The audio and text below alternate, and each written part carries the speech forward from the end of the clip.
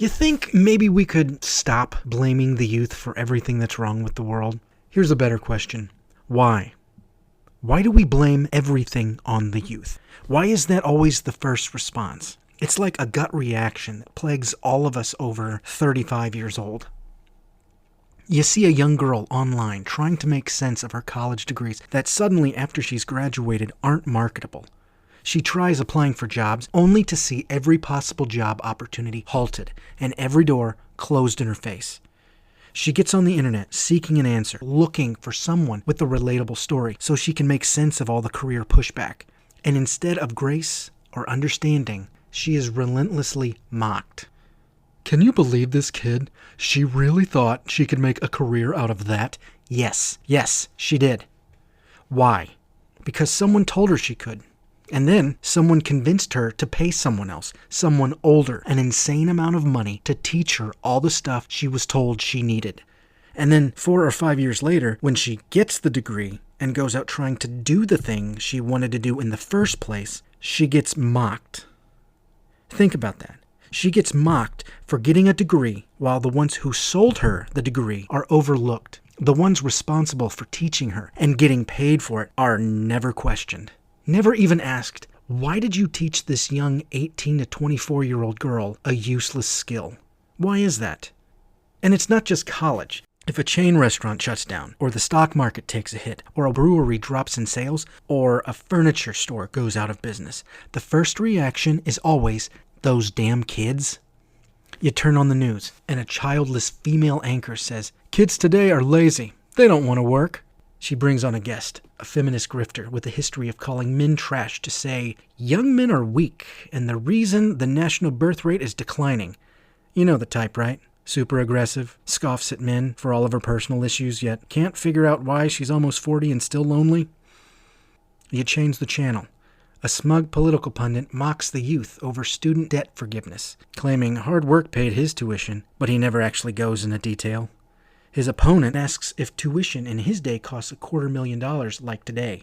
The pundit clutches his pearls and gaslights the world, as Reddit trolls in real time discover most of his income from the previous year was funded by a forgiven PPP loan.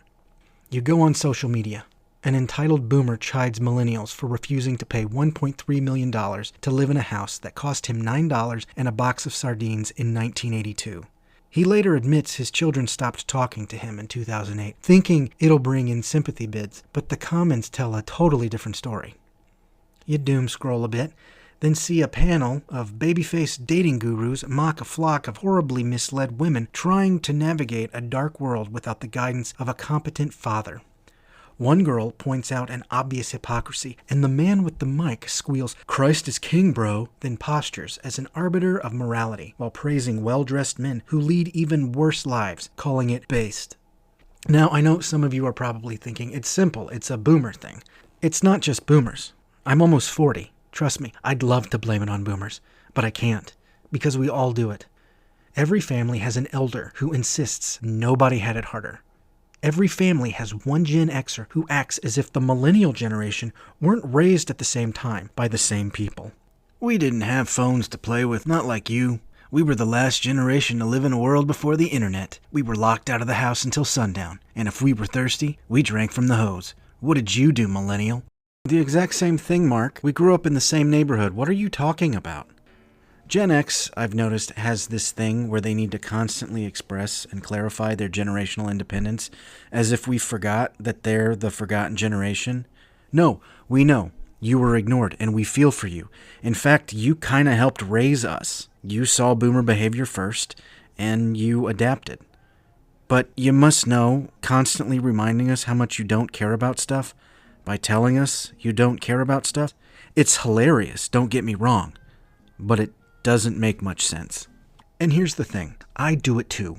I've mocked the youth for jaywalking while smelling their phones, for abbreviating words that don't need to be abbreviated, for doing stupid shit in public, then saying, "It's a prank, bro," when no one laughs, for shoving tiny microphones in the faces of the working class saying, "Yo, can I ask you a question?" and filming the reaction as if that makes them an artist. No, that's freelance journalism. You're just reporting on things no one cares about. It's new age candid camera. It's nothing new. The point is, I do it too.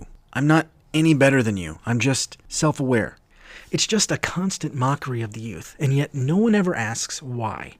Why do we always blame those who are new to the game rather than those who have been there the longest? It's like recruiting a 4-year-old to play quarterback for the Los Angeles Rams and then blaming the toddler for watching the ball fly over his head. It's a dumb analogy, I know, but it fits. Better yet, let's get biblical. Matthew 7:16. You will know them by their fruits. Mocking the youth is like planting a tomato seed with rancid fertilizer, then blaming the fruit for being rotten. It's like ordering a well-done steak at a restaurant, sending it back because it's rare, and blaming the 20-year-old busboy because he has a nose ring. It's like hiring a delivery driver to bring you food during an ice storm, neglecting to tell him the roads are closed, then accusing the kid of stealing your food because he's not there yet. Now, where did this youth blaming come from? It's as old as time. However, for me, I vividly recall most of it stemming from daytime television in the 1990s. Elder millennials who spent a good chunk of their youth hanging out at grandma's house, you'll know exactly what I mean. Talk shows with titles like, My Son Hates Me, or My Teenage Daughter Has Herpes, or I'm the Perfect Mother, but my son is a delinquent who wants to join a gang. Classic 90s gaslighting entertainment. And how did they start? How did they always start? A mother on the stage, clutching her pearls, claiming her kid has spiraled out of control, but cannot figure out why. It just kind of happened, right? But then, a few questions later, the truth slips out. 5 kids, 3 different dads, the youngest one's paternity still unknown, drugs in the past, pills in the present. The front door acts like a swing door in an old-time Western saloon. No structure, no consistency, no protection. And then the audience claps for her, as if she's blameless in the situation. It's always, she's so brave, or you go girl, or sure she sells cocaine on the back porch and gives attention to men with cash, but she can't be held accountable for that. No, obviously her child at some point made a deal with the devil she had nothing to do with. And then the kid walks out, and immediately the crowd boos.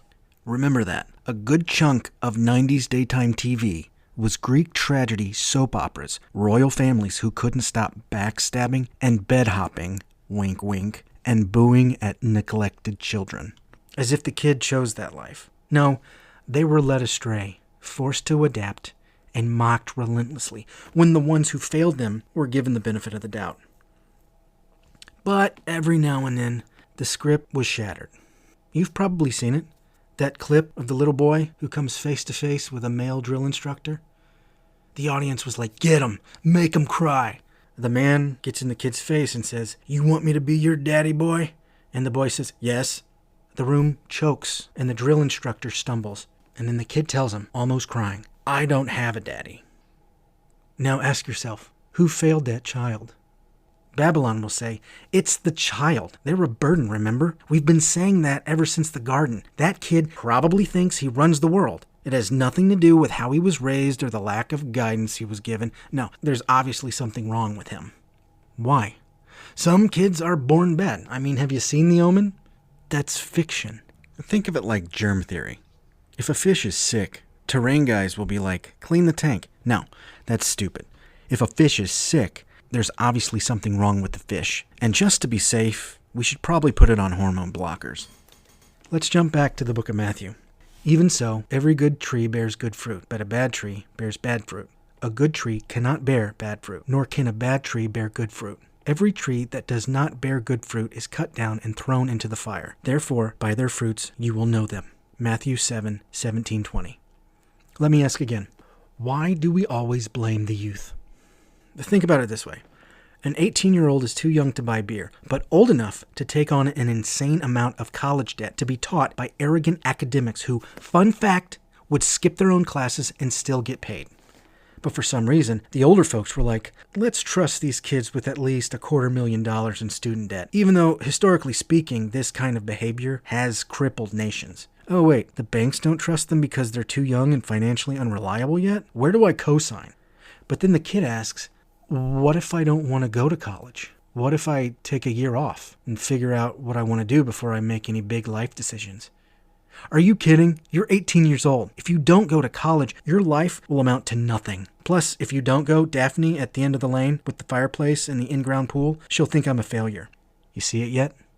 We blame young men for staying home, playing video games, not taking risks, when most of the risks end in debt, loneliness, or ridicule from the very people who guided them that way. We got corporations going under, accusing the youth of being too frugal, but they can't see the problem with exploiting unpaid interns. We mock women for being promiscuous, who grew up being taught their value was visual. Then we shame them for monetizing the very thing they were trained to exploit. Why do we do it? Why do we blame the youth for our failures? Because it's easy. It's easier to blame them than to admit, you know what, I was wrong. I was trying to appeal to the mainstream because I was terrified of being seen as an outcast. It's always easier to point the finger rather than take responsibility. Let's bring it back. A good tree bears good fruit, while the bad tree must be cut down and thrown into the fire, not the fruit, the tree. So maybe we stop screaming at the rotten apples in the lawn, myself included, and take a chainsaw to some dead wood. Because this generation is not lazy. They're not entitled. They're exhausted. They're overwhelmed and waking up in broken apartments. They're paying rent to people who don't love them, and they're working for people who'd fire them now if they could. They're fighting wars they didn't cause, and they're exploring terrains they weren't prepared for, and they're doing it without a map, without a manual, without direction, to the sound of, "What's wrong with you? When I was your age, I owned a house, a boat, I was on my third wife because your stepmom had caught me cheating, and even with the alimony payments, I was able to take a cruise every fall. You're so behind, geez, you really need to man up." And then we wonder why therapy and drug use is on the rise. That's not on them. That's on us. Well, mostly the boomers, but you know what I mean. So the next time we feel tempted to mock the youth for being lost at sea, we should probably ask ourselves, who gave them access to the boat? Who gave them the keys? And why?